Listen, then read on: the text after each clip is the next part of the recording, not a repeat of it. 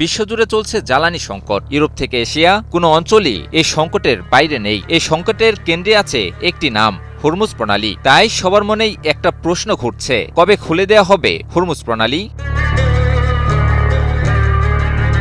ঠিক এ সময়েই কৌশলগত হরমুজ প্রণালীতে নিজেদের পূর্ণ নিয়ন্ত্রণ বজায় রাখার ঘোষণা দিল ইরান। মার্কিন অবরোধ না ওঠা পর্যন্ত হরমুজ প্রণালী বন্ধ রাখার সিদ্ধান্ত নিয়েছে দেশটি। বিশ্বের জ্বালানি সরবরাহের হৃদস্পন্দন খ্যাত এই সংকীর্ণ জলপথটিকে ইরান রীতিমতো শক্তিশালী অস্ত্রে পরিণত করেছে। প্রশ্ন হলো, হরমুজ প্রণালী নিয়ে ইরান যুক্তরাষ্ট্র সংকট আর কতদূর গড়াবে?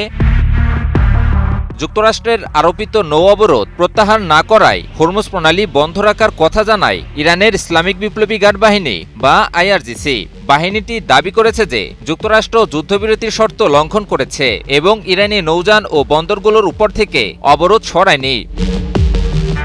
এক বিবৃতিতে আইআরজিসি জানায়, হরমুজ প্রণালী খুলে দেওয়ার পর বেশ কয়েকটি তেলবাহী জাহাজ এই প্রণালী পার হয়, কিন্তু আইআরজিসির অভিযোগ যুদ্ধবিরতির শর্ত লঙ্ঘন করে ইরানি নৌযান ও বন্দরগুলোর উপর থেকে নৌ অবরোধ প্রত্যাহার করেনি যুক্তরাষ্ট্র।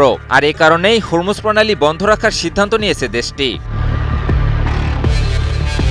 এমনকি এই প্রণালীর দিকে এগিয়ে আসা যে কোনো নৌযানকে শত্রুর সঙ্গে সহযোগিতাকারী হিসেবে বিবেচনা করার হুঁশিয়ারিও দিয়েছে দেশটির সশস্ত্র এই বাহিনীটি। আইআরজিসি সতর্ক করে জানিয়েছে, যদি ইরানের সিদ্ধান্তকে অমান্য করে কোনো নৌযান হরমুজ পার হওয়ার সিদ্ধান্ত নেয়, তবে সেটাকে লক্ষ্যবস্তু বানাবে তারা। এদিকে মার্কিন প্রেসিডেন্ট ডোনাল্ড ট্রাম্প ইরানকে সতর্ক করে বলেছেন, হরমুজ প্রণালী বন্ধ করে দিয়ে তারা মার্কিন যুক্তরাষ্ট্রকে ব্ল্যাকমেইল করতে পারবে না। ইরানের সঙ্গে যুক্তরাষ্ট্রের লেনদেন শতভাগ সম্পন্ন না হওয়া পর্যন্ত নৌ অবরোধ পুরোপুরি বহাল রাখারও কথা জানান তিনি।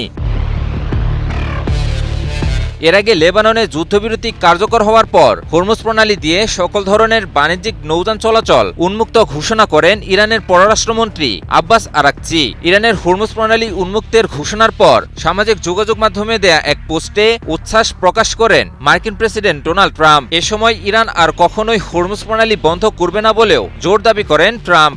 তবে শেষ পর্যন্ত পুনরায় হরমুজ প্রণালী বন্ধের ঘোষণা দিল ইরান।